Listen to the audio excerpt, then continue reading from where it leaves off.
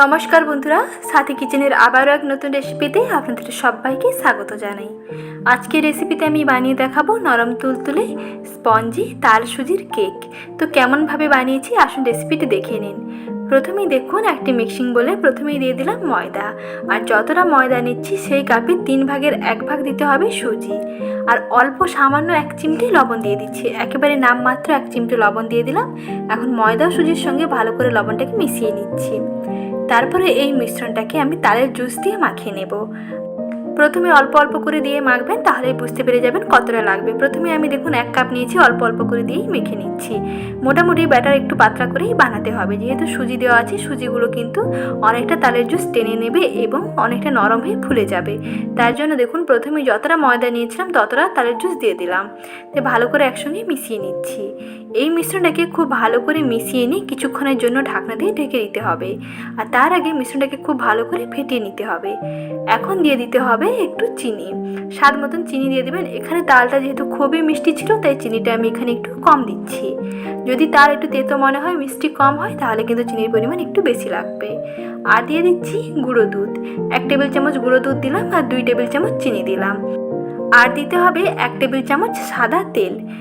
এখন সমস্ত উপকরণগুলো দিয়ে ভালো করে মিশিয়ে নিয়ে এই মিশ্রণটাকে ঢেকে রেখে দিতে হবে প্রায় আধা ঘন্টার জন্য। 30 মিনিট পর্যন্ত এরকম মিশ্রণটাকে ঢেকে রেখে দিলে দেখবেন মিশ্রণটা আগের থেকে অনেকটা ফোমের মতন হয়ে ফুলে উঠবে। তার জন্য মিশ্রণটাকে খুব ভালো করে ফেটিয়ে নিচ্ছি। কিছুক্ষণ এভাবে ফেটাতে হবে। আর তালের জুস কিভাবে বের করেছি, অর্থাৎ তালের মাড় বের করানোর সঠিক পদ্ধতি আমার চ্যানেলে আগে থেকেই দেওয়া আছে, চাইলে ওখান থেকে একবার দেখে নিতে পারেন, তাহলে বুঝতে খুবই সুবিধা হবে। এখানে আমি আর এক্সট্রা করে যোগ করলাম না, ভিডিওটা অনেকটা বড় হয়ে যাবে। দেখুন কিছুক্ষণ ফেটিয়ে নেওয়ার পরে মিশ্রণটা দেখুন আগে থেকে অনেকটা কিন্তু ফুলে গেছে। এই মিশ্রণটাকে আমি একটি ঢাকনা দিয়ে ঢেকে রেখে দেবো প্রায় 30 মিনিটের জন্য।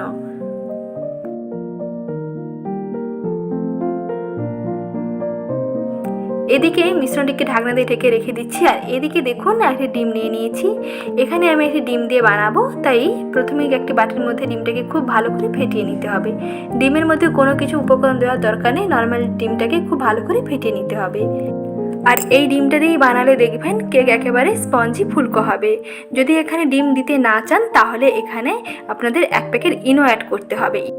ইনো দিলেই দেখবেন কেক একেবারে স্পঞ্জি ফুলকো এবং নরম তুলতুলে হবে। এখন এই মিশ্রণের মধ্যে আমি মিশিয়ে দিচ্ছি 1 চামচ বেকিং পাউডার, আর দিচ্ছি সেই চামচের 3 ভাগের 1 ভাগ খাওয়া সোডা, অর্থাৎ 3 ভাগের 1 ভাগ দিতে হবে বেকিং সোডা। 1 চামচ যদি বেকিং পাউডার দেন, তাহলে সেই চামচে 3 ভাগের 1 ভাগ দিতে হবে বেকিং সোডা। এই অনুপাতে বেকিং পাউডার ও বেকিং সোডাটা মেশাবেন, তাহলে দেখবেন ঠিকঠাক হবে। এখন সব কিছুকে খুব ভালো করে ফেটিয়ে নেব। কিছুক্ষণ মিশ্রণটাকে ফেটিয়ে নিয়ে তারপরে ডিমটা অ্যাড করে দিচ্ছি। ডিম অল্প অল্প করে দিয়ে মেশাবেন, তাহলে ভালো করে বুঝতে পারবেন। কিছুক্ষণ এই মিশ্রণটাকে খুব ভালো করে ফেটিয়ে নিতে হবে। কেক ফুলকো এবং স্পঞ্জি বানাতে হলে এই মিশ্রণকে খুব ভালো করে ফেটাতে হবে। মিশ্রণ যত ভালো করে ফেটাবেন, তত দেখবেন কেক একেবারে স্পঞ্জি হবে। মিশ্রণটা এমনভাবে ফেটাবেন যেন মিশ্রণটা ফোমের মতন হয়ে যায়, আর মিশ্রণটা দেখবেন অনেকটা বাবলসে ভরে যাবে। প্রায় 10 থেকে 12 মিনিট সময় নিয়ে মিশ্রণটাকে খুব ভালো করে ফেটিয়ে নিয়েছি। এখন মিশ্রণের ঘনত্ব দেখুন, কেকের জন্য পারফেক্ট ব্যাটার একেবারে রেডি হয়ে গেছে। ব্যাটারের ঘনত্ব দেখেই বুঝতে পারছেন যে কতটা পারফেক্ট হয়েছে। কিছুটা অংশ এরকম হাতের মধ্যে নিয়ে তুলে দেখবেন, যখন ফিতের মতন পড়তে থাকবে তখন বুঝতে পারবেন যে ব্যাটার একেবারে ঠিকঠাক হয়েছে।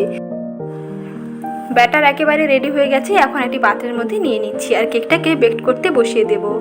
এখানে কোনো রকম কাগজ কাটার ঝামেলা ছাড়া, কিংবা ওভেন কিংবা বাটার পেপার কোনো কিছুই লাগবে না। এইরকম যদি একটি বাটি থাকে, তাহলে এই বাটির মধ্যে প্রথমে নিশ্চয়ই তেল ব্রাশ করে নেবেন।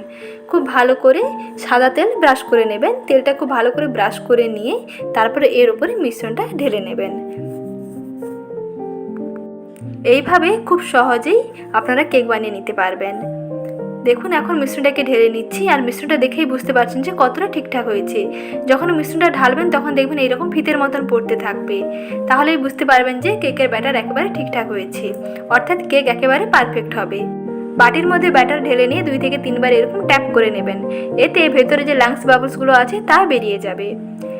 এখন একটি কড়াইতে বসিয়ে দিচ্ছি দেখুন, আর কড়াইটিকে আগে থেকে 5 মিনিট প্রিহিট করে রাখতে হবে। গ্যাস ওভেনের মধ্যে বসিয়ে 5 মিনিট প্রিহিট করে রেখে তারপরে এইরকম একটি স্ট্যান্ড দিয়ে বাটিটিকে বসিয়ে দেবেন।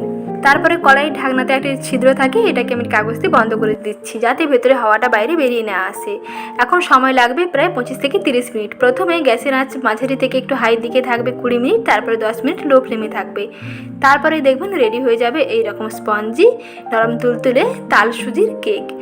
খেতে ভীষণ মজার হয় আর বানানো দেখলেন কতই সহজ। তো আপনারা রেসিপিটি ট্রাই করুন, আশা করি খুবই ভালো হবে।